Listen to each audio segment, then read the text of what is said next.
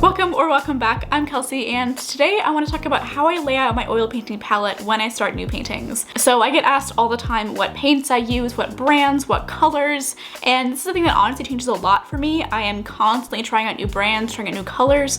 I recently switched to using cadmium-free oil paints for a good chunk of my colors, but you'll see I still have some cadmium paints that I'm just trying to use up and get out of the way before I switch to entirely cadmium-free.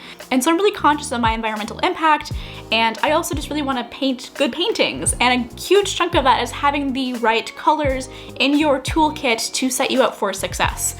So today I'm going to be sharing with you guys how I lay out my palette.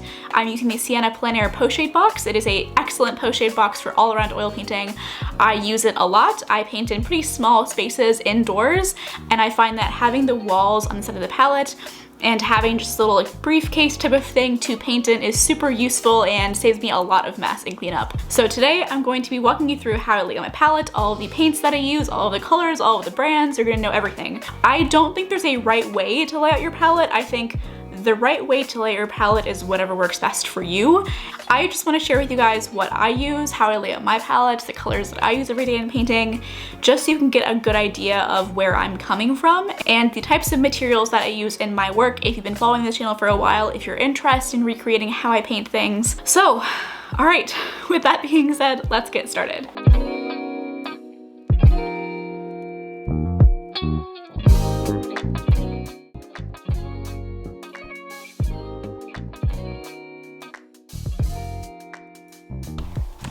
All right, lightning fast, let's talk about paint colors. This is Alizarin Crimson.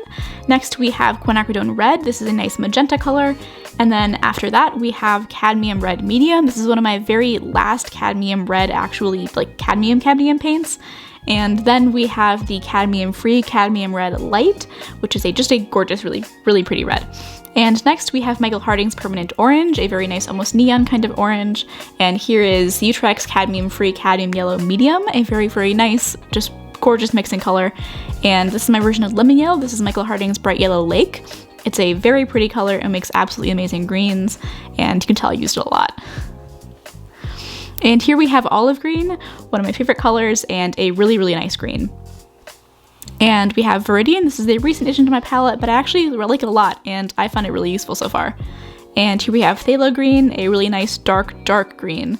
And here we have Phthalo Turquoise, a pretty good turquoise color, if I'm being honest. And this is Phthalo Deep Green, a very nice, really deep green, almost a black. And my preferred blue, which is Winsor Newton's Phthalo Blue.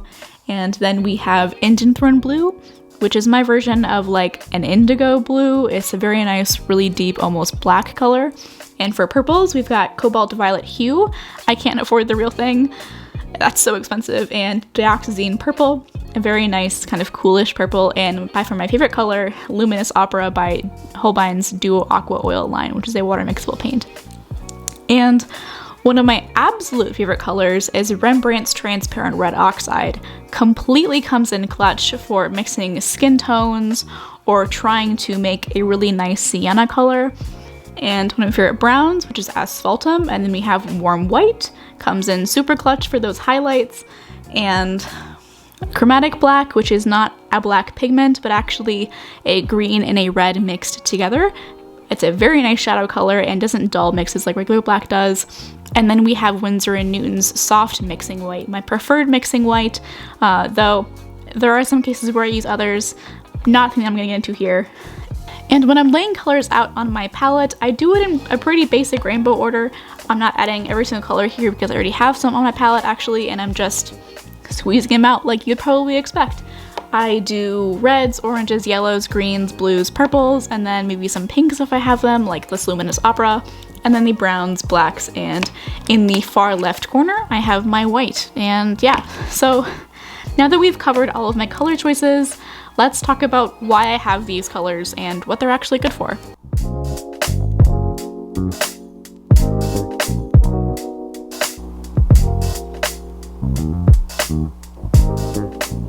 Some of the colors that I use most often are Transparent Red Oxide, that olive green. I absolutely love Gamblin's olive green. There's something just really gorgeous about that color.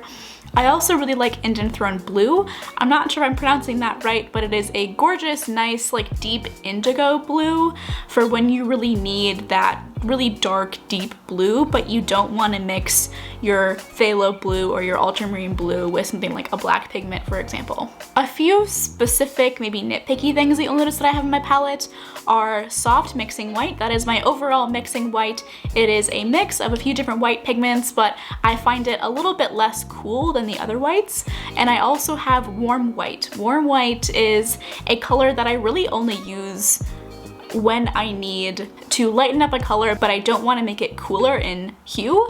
So that's when I use a warm white. I also use a warm white for highlights, for example, if I'm painting a like ivory kind of cloth or something, or I'm painting some flower petals that are white but they're in the sun, I'll use a warm white for that. And for my black pigment, I actually use chromatic black from Gamblin. Chromatic black isn't a black pigment per se, it's actually two colors mixed together. So it is, I think, a red and a green mixed together to create a really, really deep black-like color, but without the sort of dull quality that a regular black pigment can bring to your mixes. In terms of my mixing workhorses, the colors that I use all the time in my mixes, that would obviously be my soft mixing white that is, you know, all around a white, used all the time in mixing. The colors that I use very often when I'm mixing are, again, that transparent red oxide. I absolutely love that color. I would die for that color. It's a gorgeous, gorgeous paint. And I also really love the olive green, the cadmium red light, which is a gorgeous, gorgeous red. It's kind of similar to an orange and it makes beautiful pinks. Same with quinacridone red. Quinacridone red is a nice sort of magenta color. It's absolutely fantastic. And asphaltum, I use it all the time to dull down colors. I actually use it with chromatic black as a little bit like a kind of Payne's gray color. It is a really great paint to use to darken your mixes without making them really cold. Similar to the chromatic black, but the asphaltum adds a sort of deepness the chromatic black kind of lacks. I hope you guys had a good time. I hope you learned a lot. I hope it was valuable for you to see how I lay out my palette and all the different paint colors that I use. If you're interested in seeing more from me, go ahead and click that like button and subscribe down below, and don't forget to hit the bell icon to get notifications whenever I upload a new video. It really, really helps a lot. And thank you so much for watching, and I will see you in the next one. I hope you have a great rest of your week.